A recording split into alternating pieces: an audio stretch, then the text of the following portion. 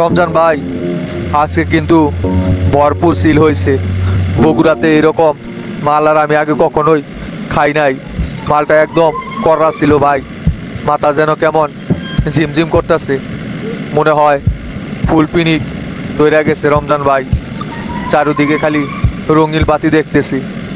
চিল তো হইবই রে। তোরে কি ছোটোখাটো কোনো মাল খাওয়াইছি নাকি? একদম টাটকা বিদেশি মাল। অল্প একটু খাইয়াই তোর মাথা ঝিমঝিম শুরু হয়ে গেছে। তাইলে ভাবেক, আমার আর মানিকের মতো যদি ডকডক করে এক বোতল শেষ করে দিতি, তাইলে তোর অবস্থা কিরম হয়ে যাইতো। এই অল্পতেই তোর এই অবস্থা। আমি তো ভাবতেছি রমজান ভাই, সকালবেলা আবার শামসু ভাইয়ের সামনে যখন যাইমু, শামসু ভাই যা আবার বুঝা না ফেলায় যে আমি লাল পানি খাইছি, তাইলে তো শামসু ভাই আমার অবস্থা খারাপ বাইরে সাইডে দিব। শুধু এই ভয়টাই পাইতেছি, শামসু ভাই যেন কোনোভাবেই টের না পায়। রমজান ভাই, হে মানিক, এই বোকা কয় কি শুনছস? অল্প 2 প্যাক মাল খাইয়াই বলে ওর মাথা ঝিমঝিম করতেছে। আরে পাগল, এই অল্প মালে কিছুই হইব না, শুধাই ভয় পাইতেছস তুই। এখন যায় চুপচাপ একটা ঘুম দিবি। সকালবেলা যখন ঘুম ভাঙ্গা যাইব, দেখবি সব নেশা তোর কাইটা গেছে। শামসু ভাইকে বাসার কেউই কোনো কিছু টের পাবো না। এখন বেশি কথা বলিস না, চুপচাপ যায় রুমে শুয়ে পড়বি। শামসু, আরে চাচা দাঁড়ায় আছেন কেন? বসেন। তাইলে চাচা খাওয়া দাওয়া হয়েছে? হ শামসু, খাওয়া দাওয়া কইরাই আসলাম তোমার সাথে দেখা করার জন্য। টেরা কই চাচা? টেরা কি ঘুম থেকে উঠছে? হ শামসু, টেরাও খাওয়া দাওয়া করছে। ছেলেটার শরীরটা অনেকটাই দুর্বল, শরীর চলতেছেই না। টানা কয়েকদিন এক অবস্থায় ছিল তো, যার কারণে শরীরটা অনেকটাই দুর্বল হয়ে গেছে। অল্প খাওয়া দাওয়া করলো, টেরার গোল্লা আসতেছে। হ চাচা, ঠিকই বলছেন আপনি। অল্প বয়সে ছেলেটার উপর অনেক বড় একটা দখল গেল। তবুও যে আল্লাহর রহমতে টেরারে আমরা জীবিত উদ্ধার করতে পারছি, এটাই আল্লাহর কাছে লাখ লাখ শুক্রিয়া। আমরা তো ভাই ভাই নিয়েছিলাম হয়তো বা টেরারে আর এই যাত্রায় বাঁচাইতে পারবো না। তা আল্লাহর রহমতে আল্লাহ টেরা আবার আমাদের মাঝে ফিরিয়ে দিয়েছে। আল্লাহর কাছে লাখ লাখ শুক্রিয়া। গুরু, এই ঘটনার সাথে যারা যারা জড়িত, আমার ছোট ভাইয়ের এই অবস্থা যারা যারা করছে, প্রত্যেকের আমি কঠিন থেকে কঠিনতম শাস্তি দেব। কেউই আমার হাত থেকে বাঁচতে পারবো না। এক এক করে আমি সকলকেই খুঁজে বের করব। সে আমার কাছের লোক হইলেও তার কোনো ছাড় নেই গুরু। তা তো অবশ্যই শামসু, ওদেরকে আর কোনো রকমের ছাড় দেওয়া হবে না। ছাড় দিতে দিতে আজকে ওরা কোন পর্যায়ে আইসা পৌঁছা গেছে তুমি একবার চিন্তা করে দেখছো শামসু? টেরার মতো পোলারে ওরা কিডন্যাপ করতে দ্বিতীয়বার চিন্তা করে না। কত বড় কলিজা! এদেরকে এমনি এমনি ছাইরা দিলে এরা ভবিষ্যতে আরও ভয়ঙ্কর কর্মকাণ্ড ঘটাইতে দ্বিধাবোধ করবো না। তাই এদের কোনো ছাড় হবে না। উস্তাদ, আসসালামু আলাইকুম। ওয়ালাইকুম সালাম। টেরা, তা কেমন লাগতেছে এখন তোর? শরীর কি আগের থেকে হালকা লাগতেছে না এখনো আগের মতোই খারাপ লাগতেছে? বল টেরা আমার কাছে সব কইলা। উস্তাদ, আগের থেকে শরীর অনেক ভালো লাগতেছে। আসলে টানা কয়েকটা দিন ঘুম হয় নাই তো, যার কারণে শরীরটা একটু দুর্বল দুর্বল লাগতেছিল। চিন্তা করেন না উস্তাদ, কয়েকদিন রেস্ট নিলেই শরীর আবার ঠিক হয়ে যাইব। আমি হচ্ছি কোপা শামসু ছোট ভাই। এত তাড়াতাড়ি আমাকে ওরা কাবু করতে পারে, একমাত্র আল্লাহ ছাড়া আমার ক্ষতি কেউ করতে পারবে না। সাব্বাস টেরা, সাব্বাস। তাইলে চাচা, কখন আপনারা বগুড়ার উদ্দেশ্যে রওনা দিতে চাইতেছেন? এখনই বের হইতে চাইতেছি শামসু। দেরি করে কি করবো? এলাকায় অনেক কাজ করে আছে, সেইগুলো তো ঠিকঠাক করতে হইব। তা বেশি দেরি না কইরা চাইতেছি কিছুক্ষণের ভিতরেই ওদেরকে সঙ্গে নিয়া বগুড়ার উদ্দেশ্যে রওনা দিই। চাচা, আপনারা তাড়াতাড়ি এলাকায় চলে যান। ঢাকায় এখন আর আপনাদের কোনো কাজ নেই। ঢাকায় যত কাজ আছে সেগুলো আমি সামাল দিতেছি। এলাকায় এখন আপনাদের অনেক কিছু করতে হবে। আপনারা এলাকায় চলে যান, দেরি করেন না বেশি। যত তাড়াতাড়ি সম্ভব বগুড়ায় ঢুকেন। তা চাচা, সামাদ মেম্বরের কোনো খোঁজ খবর কি পাইছেন? আয়নালার মিজান যে পাঠাইলেন ওরে ধরে আনতে, পরে তো আর কিছু বললেন না। সামাদে কি ওরা খুঁজা পাইছিল? না শামসু, পরে তো আমি আর ওদের সাথে কথা বলি নাই। গোল্লা বলতে পারবে, গোল্লা হাতে হয়তো কথা হয়েছে। আচ্ছা ঠিক আছে, আপনারা বগুড়ার উদ্দেশ্যে রওনা দিয়ে দেন। কি হয় না হয় আমারে ফোনে জানায়েন। আর হাবিবরে বিশেষ কইরা খুব চাপ দিয়ে ধরবেন। কোনোভাবে হাবিবের মিষ্টি কথায় যেন গইলা না পড়েন। হাবিব কিন্তু খুব দুরন্তবাজ লোক। যেভাবে হোক হাবিবের কাছে তথ্য বের করবেন। এই ঘটনার সাথে হাবিব জড়িত আছে কিনা সেটা জানার চেষ্টা করবেন। আর তোতা আর শফিক চাচারেও হাবিবের পিছনে লাগাই দিবেন, কারণ এখন হাবিবের মেন শত্রু হচ্ছে তোতা আর শফিক। ওরা যে কোনোভাবেই এই রহস্য উদ্ঘাটন কইরা হাবিবকে মাইনাস করার চেষ্টা করবে। গোপনে ওদের সাথে কথা বইলাও ওদেরকে পিছনে লাগাই দিবেন, তাইলেই দেখবেন কাজ হয়ে যাইব 100%। তা তো অবশ্যই শামসু, হাবিব এই ঘটনার সাথে জড়িত আছে কিনা সেটা অবশ্যই খুঁজা বের করবো।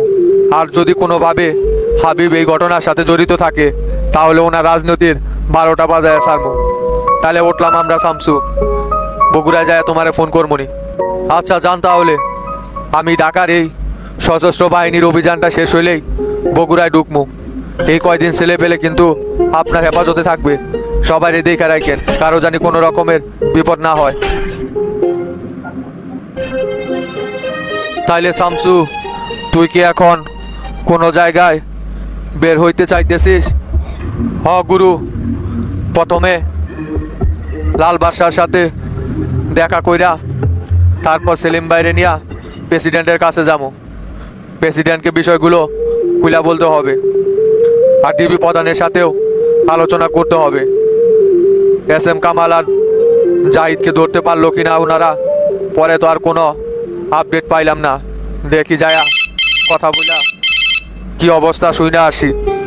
যত তাড়াতাড়ি সম্ভব SM কামাল আর জাহিদকে ধর, তা না হলে ওরা কিন্তু দেশ থেকে পালানোর পরিকল্পনা করবে। আর একবার যদি বর্ডার ক্রস করতে পারে তাহলে কিন্তু ওদেরকে আর দেশে ঢুকানো সম্ভব হইব না। তাই ওরা দেশ থেকে পালানোর আগেই ওদেরকে গ্রেপ্তার করতে হবে। না না গুরু, সেই সুযোগ তো ওরা কোনোদিনও পাইব না। অভিযান যখন শুরু করছি এক এক কইরা সকলকেই লাল দালানের ভাত খাওয়াইমু। এত সহজেই ওরা বর্ডার ক্রস করে অন্য জায়গায় যাইতে পারবো মনে করছে, সেই সুযোগ আমি ওদেরকে কোনোদিনও দিব না। জনগণের টাকা আত্মসাৎ কইরা যখন বিপদের আভাস দেখবে তখন বিদেশে পালিয়ে গিয়ে বিলাসবহুল লাইফ স্টাইল যাপন করবে, সেটা কোনোভাবেই শামসু হইতে দিব না গুরু। ওদেরকে আমি জেলখানার ভিতরেই পচায়া মারব। তাইলে শামসু তুই যা, আমি মানিক রেনিয়া গাজীপুরের ফ্যাক্টরি থেকে ঘুরে আসি। টেরার ঝামেলায় তো কয়েকদিন ওই দিক যাওয়াই হইল না। পরিস্থিতি মনে হয় কীরকম হয়েছে আগে যাই আমাকে দেখতে হবে। তুই তাহলে যা, আমি মানিক রেনিয়া গাজীপুর থেকে ঘুরে আসি। আসসালামু আলাইকুম স্যার। ওয়ালাইকুম সালাম। হামিদ সাহেব যে, তা দাঁড়ায় আছেন কেন? বসেন। তা হামিদ সাহেব, আপডেট কি বলেন তো দেখি। SM কামাল আর জাহিদ কোথায়? ওদের কি আপনারা গ্রেপ্তার করতে সক্ষম হয়েছেন? না স্যার, এখন পর্যন্ত আমরা SM কামাল ও জাহিদকে গ্রেপ্তার করতে পারি নাই। সারা রাত আমাদের দক্ষ টিম অনুসন্ধান করছে ওদের উপর। কোথাও ওদের কোনো ছায়ারও দেখা মিলতেছে না। মনে হয় ওরা আগেই গা ঢাকা দিছে। তবে স্যার, ওদের বিরুদ্ধে সবচাইতে স্পেশাল টিম মাঠে নামিয়ে দেওয়া হয়েছে। অতি শীঘ্রই আশা করা যায় ওরা গ্রেপ্তার হবে। যদি ওরা দেশ থেকে বের হয়ে না যায় তাহলে যেখানেই থাকুক না কেন অবশ্যই আমাদের জালে ওদেরকে গ্রেপ্তার হতে হবে। কোথাও পালিয়ে থাকতে পারবে না। সকল জায়গায় খবর পাঠানো হয়েছে। দূর মিয়া, এই সমস্ত উল্টাপাল্টা আলাপ পারলে হইব নাকি? শামসুর কাছে কি জবাব দিব? পুরা 24 ঘন্টা আপনারা সময় পাইলেন, তবুও ওদেরকে গ্রেপ্তার করতে পারলেন না। শামসু যদি শুনতে পারে তাহলে কি করবে বুঝতে পারতেছেন? যেভাবে হোক ওদেরকে আপনারা অতি জলদি খুঁজে বের করেন। তা না হলে কিন্তু শামসু বিষয়টা জানতে পারলে খুব রাগারাগি করবে।